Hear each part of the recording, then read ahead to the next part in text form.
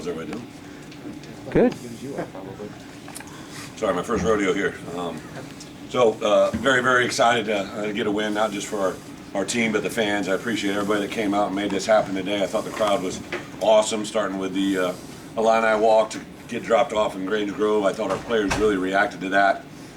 And then during the course of the game, I think you really felt them. You know, it had been so long since they've been able to feel a crowd, and even though it wasn't totally sold out, it was definitely an energetic crowd. I think we sold out the student section, which was absolutely awesome to see. I think we, as players and coaches, got to be able to recognize that and honor that, because they're a constituent. If we win them, it just bleeds into everything, right? So couldn't be happier for our players, especially the six-year seniors who came back and wanted to start this thing off the right way. So to have that group, really the whole group in that locker room, it was a four-quarter victory, right? It took all three phases of the kicking game. Stressed it really since fall camp started to where we are today. Nothing's going to come easy for this group. They played their hearts out and, rallied around a second-string quarterback. Anytime your quarterback gets knocked out, that's a big deal. And I thought Art was prepared for the moment. I give Tony Peterson and the offense staff a lot of credit to have him step into that role. Really never miss a beat. I think when he had the late hit, the personal foul on him, it kind of riled him up, and more than anything, it fired up the troops around him. You literally saw the offensive line get fired up, hit some good rhythm. Had some guys that maybe people hadn't thought of were going to show up today. A guy like Jakari Norwood comes in, has two big runs, then a touchdown catch on the end zone. How about Duspan, right? A guy that literally first play at wide receiver comes up with a big play like that, toe taps, puts the ball out on the 6-inch line. Isaiah Williams, his first game as a wide receiver to be as effective as he was. Alex Palcho, right? He come back off a knee surgery that he hasn't really played a whole heck of a lot of reps to get in there and do what he did. I just couldn't say positive things about our tight ends. Defensively, wasn't pretty. The only guy that really could beat us, we thought, was two, and we gave him that one play that kind of got him back in the game. So a great teaching moment for me as a head coach to get that across to our players and our coaches that we have to take away the thing that beat us. And fortunately now that gave us a four-quarter game. When you win these type of games, even though they're a little bit, my wife doesn't like these stressful type moments. I'll probably get chastised for that later tonight. But it just, it really does build character with your team. It does build a lot of things that you can't simulate in practice to have that happen. So as far as injuries, I really don't know anything. I know BP, I know was on his left shoulder, not his right shoulder. So as a quarterback, that's a positive thing when you're a right-hander. Right, I don't know how long or any of that stuff yet, so we'll see where that goes. I think the rest of the guys were just some minor injuries. I don't know anything about CJ at all. I literally don't know anything about his other than when he was removed from the game. So with that, open up for some questions. Coach, what you see on the left-hand side? What's that? I know it's just 1 of 12 games, but the stage you had to get this for the fans, for your team, inside the facility, what can one win? Rick Bezos said something to me there I had never really thought of. He said, you've won a lot of games in this league, right? And doesn't know how many we're going to win in the future, but you can only have one opportunity to win your opener as a head coach, and this is a big deal, right?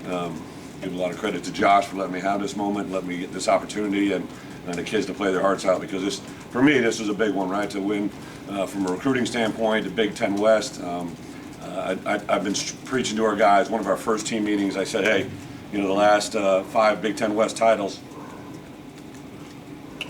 have been won by 2 teams, and those 2 teams had only lost 2 home games in Big Ten West play over that 5-year window. So the importance of winning at home in these divisional games is huge, and they buy into it 100 times over. I'm super excited for our players. What did you see on the left-hand side that kept you going to the left offensively? Was there anything that we saw? Yeah, well, there must have been something. Yeah, I know that the ball was over there on that hash a little bit more, I think. But the thing that they did with their personnel is they kind of evolved during the course of the game, matching our personnel and our big people. Then there at the end when we had to run, we went big, then went little. I thought Tony did a nice job of spinning the dial. By that I just meant he kept rotating personnel groupings through there and makes the defense play a little bit of a guessing game. So I thought that was a really good. Moved Art out of the pocket. Just a lot of little things that end up being big things in the end. It looked like after Brandon went down, you talked with Art for maybe 30 seconds or so on the sideline. What was that conversation like with him? I said, good luck. No. No, I just wanted to have him know that, it didn't happen by chance he was going to be in this position. I really, as you guys get to know him, I just said on radio, like, he really has a pretty strong presence and awareness. He talks, acts, walks, and reacts like a quarterback. I didn't really have any thoughts about how he was going to handle the moment. What I didn't know was the way the guys were going to react to him, right? Like I said, after that play, I thought our kids really reacted very, very well. And just, I had a very wise man visit us during fall camp, and he said, Bret, I think your team likes each other, and you don't have to love each other, you don't have to go to dinner every night and live together, right? But they got to like and respect one another. And I saw three things. When Jakari Norwood scored a touchdown, that place went crazy, our sideline did. When Deuce Spann caught that pass, our kids went crazy. And when when Art got hit on that play, our kids rallied on the field, right? I saw it visibly happen. And that's the stuff that you can't put a price tag on as a coach. Who's a very wise man? I will remain quiet. Coach, obviously Art has had some struggles in his career, especially as a freshman at Rutgers. What do you think this means to him to have so much success and lead the team to a win in this season opener? Well, I don't know if he had struggles, right? Like, I just know the good things I've seen. I don't worry about situations I wasn't a part of or witnessed. I have never seen Art struggle. I've only seen the good side of when we recruited him, the way he responded. I've seen him respond every day to practice. You never really know what goes on when you're not there, right? People just assume things happen. I took a quarterback by the name of Russell Wilson who, went through supposedly struggles, and I saw that work out fairly well. So we'll just keep going in the direction of what we know. Bret, you only get one chance to make a first impression. What's your first impression you made today? Well, if somebody wanted 60 minutes of entertainment, ticket value, we got that. I do think that they're a fun group to watch, and I've said from my opening press conference to where we are today, right? Like, good organizations, successful organizations. I don't care any facet of life you talk about, sports, business, personal, marriages, right?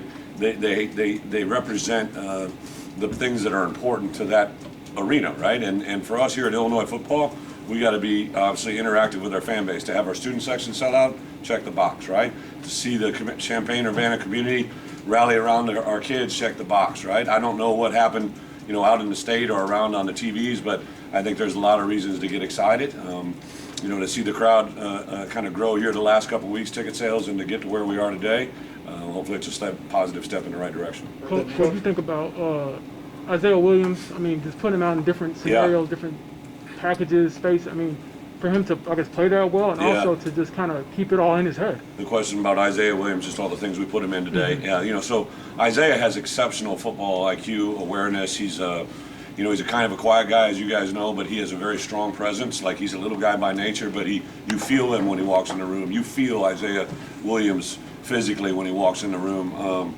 It's just kind of an aura and energy that he has. He's a very confident.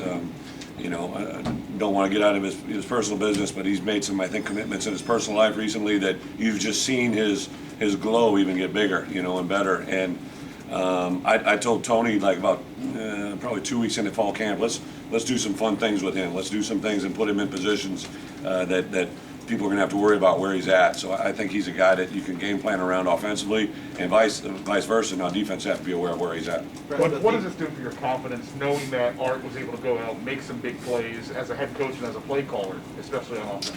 Art, again, he is kind of what he is. Like, he's the same guy every day. I don't really walk in the building any day and worry about Art Sitkowski and who's going to show up, right? He's the same guy every day.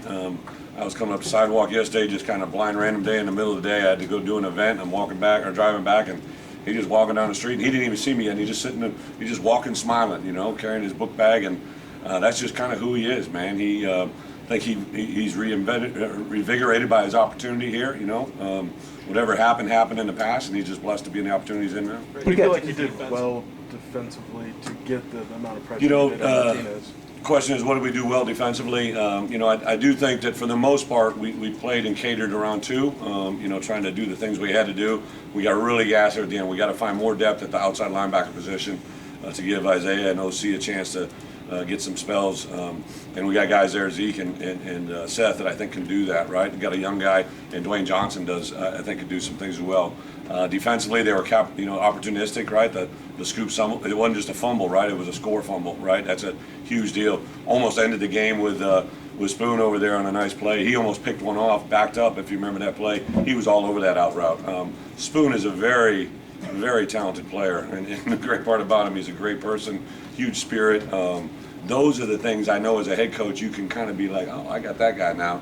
I got that guy now. I got that guy. That's what gets you excited. You've got quite a weapon with Blake Hayes as your punter. Just talk a little bit about what he did today, hitting those punts inside the 5, and that one that led to your safety with the first points of the game. Our lads showed up today, right? The first one was the punt that, because of the way that I think we had a sack right before that, if I'm not mistaken, which I would have skied it, but then we let Blake air it out, and I knew he was kicking with the wind, and I'm like, he's going to put this ball, deep. And then that returner, he just got kind of caught up in the moment. Great teaching moment for our guys as well. You have to know where you're at. So all of a sudden this guy's fielding it, and I knew we were right on top of him, and then he took that step back, so I knew something was going to happen. I just didn't know the placement of his foot. I knew something was good was going to come out of that.